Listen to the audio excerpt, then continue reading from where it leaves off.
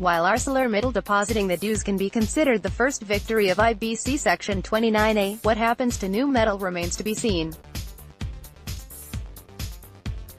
Whether defaulting promoters should be given a chance to buy back their companies, at a huge discount, in the insolvency process, at the National Company Law Tribunal, NCLT, has always been contentious.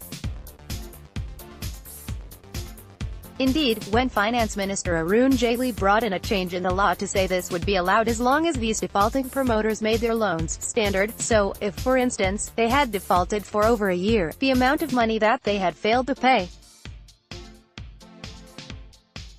would have to be given to the banks first. Former SBI Chairman Arundhati Bhattacharya said that, if the defaulters could now find the money to repay banks, they were clearly willful defaulters, and willful defaulters were not allowed to bid under the Insolvency and Bankruptcy Code (IBC) bill. Despite the government allowing defaulting promoters a way out to participate in auctions, few promoters chose to use this route. So, in the case of the bid for Essar Steel, ArcelorMittal chose to bid even though it was a promoter of Uttam Galva that owed the banks money. ArcelorMittal argued that while it was true that it was classified as a promoter, it had never held a board, managerial position in Uttam Galva or exercised any of the rights that went along with this. The other bidder, New Metal Mauritius, also chose not to make any repayments despite the fact that Rewent Ruya, the son of one of the promoters of Essar Steel, was associated with the company. The Committee of Creditors, COC, however, rejected both bids on grounds that Section 29A did not allow them to bid unless they had paid their dues, and called for a new bid. While both New Metal and ArcelorMittal challenged this decision at the NCLT in Ahmedabad, the lenders called for a second round of bidding, while ArcelorMittal continued to hold it did not have to pay Uttam Galva's debt and bid again. New Metal was said to have dumped Rewent Ruya for JSW Steel.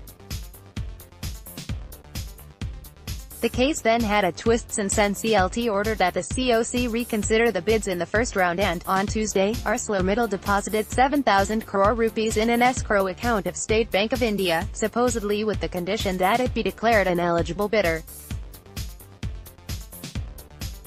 It is not clear if there are more conditions. ArcelorMittal, for instance, would probably want New Metal's first bid to be considered, as a result of which it too would have to pay the creditors first. More importantly, this would ensure that JSW doesn't get to participate in the bidding.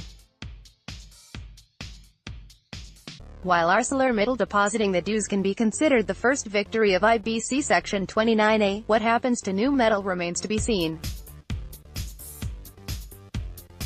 When New Metal's first bid was rejected, the Resolution Professional (RP) had said that New Metal was incorporated only for the purposes of bidding for Essar Steel and, at that point, its entire shareholding belonged to Aurora Enterprises, which, in turn, was owned by Aurora Holdings that, in turn, was owned by Rewent Ruya through a trust and another holding company.